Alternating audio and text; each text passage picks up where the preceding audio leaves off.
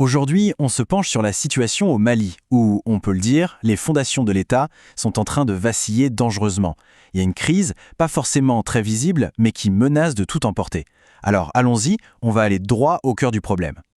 Alors, pour comprendre l'ampleur du désastre, il y a un chiffre qui dit tout, 50%. 50%. C'est la proportion des véhicules blindés de l'armée malienne qui sont à l'heure actuelle à l'arrêt, totalement immobilisés. Il faut bien se rendre compte de ce que ça signifie. C'est la moitié de la force de frappe du pays qui est en fait hors service. Et la raison de cette paralysie, elle est aussi simple qu'hallucinante. C'est une panne sèche, tout simplement. Et cette information, attention, elle ne sort pas de nulle part. Elle provient d'une note interne, une note secrète qui a fuité. Et ce qu'elle révèle, c'est une faille logistique absolument énorme, en plein cœur du pouvoir. On pourrait penser que c'est juste un problème technique, un problème de carburant. Mais en réalité, c'est bien plus grave que ça. C'est vraiment le premier domino qui tombe, celui qui risque d'entraîner tout le reste dans sa chute. Alors, d'où vient cette fameuse note ? Eh bien, les informations qu'on a, basées sur des rapports de médias russes, pointent vers le sommet de la hiérarchie militaire. C'est le chef d'état-major de l'armée malienne en personne qui l'a rédigé pour le ministère de la Défense.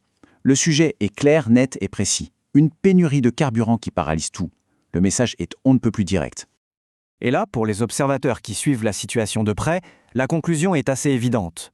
Une défaillance pareille, à ce niveau-là, ce n'est pas juste un petit couac logistique. Non, c'est le symptôme de quelque chose de beaucoup plus profond. Le sentiment que le régime a, en fait, complètement perdu le contrôle de la situation.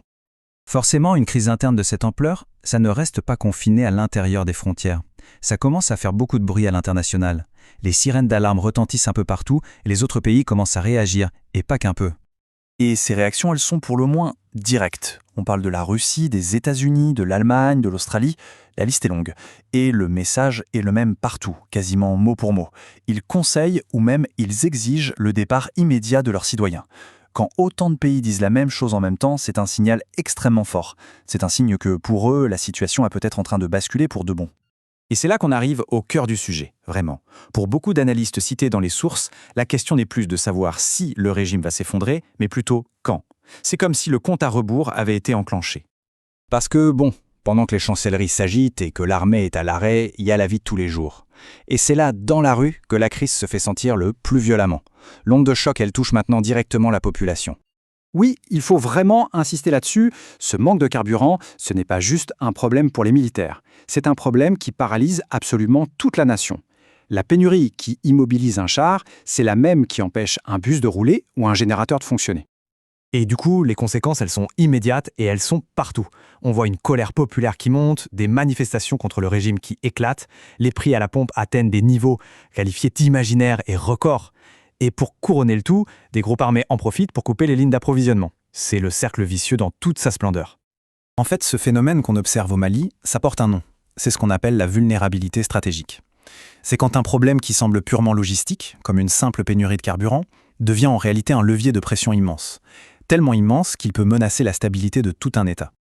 Et alors que la situation est déjà explosive, le régime malien prend une décision, pour le moins radicale. Une décision soudaine qui est peut-être le signe le plus inquiétant de tous. Voilà la décision. Le gouvernement vient de fermer sa frontière terrestre avec la Mauritanie. C'est une annonce qui a surpris tout le monde, une décision prise comme ça, d'un coup. Et ça a pour effet d'isoler encore un peu plus le pays, qui est déjà dans une situation critique. Évidemment, cette fermeture de frontières a provoqué une vague d'inquiétude, aussi bien dans la région qu'à l'international.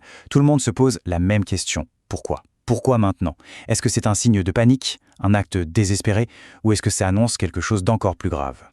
Finalement, ce qui se passe au Mali, c'est une illustration parfaite de la manière dont un simple grain de sable dans la machine logistique peut provoquer une crise existentielle pour un pays entier.